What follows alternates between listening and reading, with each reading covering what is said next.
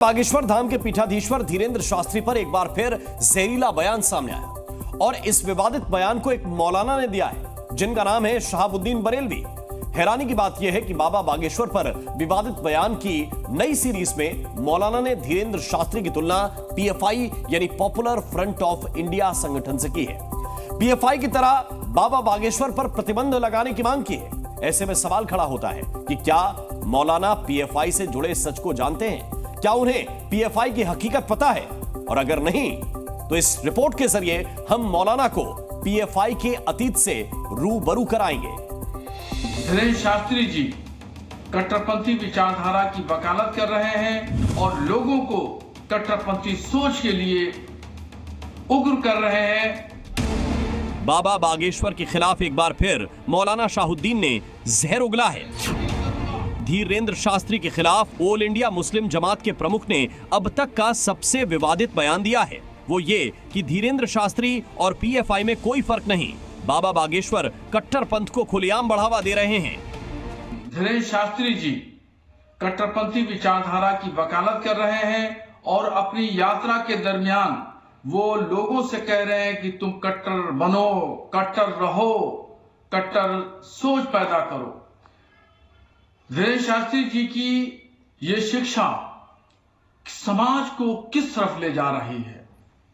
अगर हम ये कहें कि कट्टरपंथी विचारधारा पीएफआई में और धीरेंद्र शास्त्री जी में क्या फर्क है तो बेजा नहीं होगा। इन यात्राओं के जरिए धीरेंद्र शास्त्री जी पीएफआई जैसे कट्टरपंथी विचारधारा के जैसे संगठनों का मौन खामोश अंदाज में समर्थन कर रहे हैं और लोगों को कट्टरपंथी सोच के लिए उग्र कर रहे हैं और बता रहे हैं कि तुम कट्टरपंथी सोच पैदा करो, कट्टरपंथी बनो।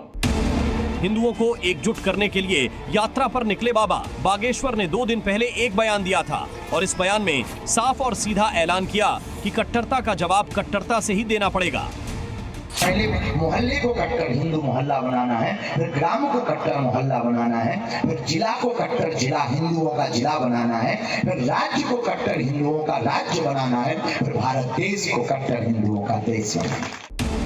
एक बात साफ कर दें कि बाबा बागेश्वर ने बांग्लादेश में हिंदुओं पर हो रहे हमले के विरोध में इस बयान को दिया, लेकिन बाबा बागेश्वर के इस बयान के बाद मौलाना ब्रिगेड भड़क उठी और सीधे धीरेंद्र शास्त्री की तुलना पीएफआई से कर दी, जिस पर देश विरोधी आतंकवादी गतिविधियों में शामिल होने का आरोप है। दरअसल पॉपुलर फ्रंट ऑफ इंडिया का गठन 17 फरवरी 2007 को हुआ था। ये संगठन दक्षिण भारत के 3 मुस्लिम संगठनों का विलय करके बना दावा है कि मौजूदा वक्त में पीएफआई देश के करीब 23 राज्यों में सक्रिय है। पीएफआई एक कट्टरपंथी इस्लामी संगठन है जिस पर प्रतिबंध लगाया गया है। ये संगठन धार्मिक कट्टरता थोपने और जबरन धर्मांतरण कराने का काम करता है। पीएफआई पर आरोप है कि ये युवाओं को कट्टर बनाकर आतंकी गतिविधियों में शामिल होने के लिए भी उकसाता है। गठन के बाद से ही पीएफआई पर समाज विरोधी और देश विरोधी गतिविधियां करने के आरोप लगते रहते हैं। इतना ही नहीं, आरोप ये भी है कि पीएफआई ने पीएम मोदी पर हमले तक की योजना बनाई थी और ये खुलासा ईडी ने किया था। मतलब ये है कि जो संगठन टेरर मॉड्यूल पर काम करता हो, जो दिन रात देश विरोधी साजिशें रचता हो, ऐसे खौफनाक कट्टरपंथी संगठन से धीरेंद्र शास्त्री की तुलना मौलाना शहाबुद्दीन बरेलवी ने की। बाबा बागेश्वर पर प्रतिबंध लगाने की बात की। बरेली से अजय कश्यप के साथ ब्यूरो रिपोर्ट, सी मीडिया।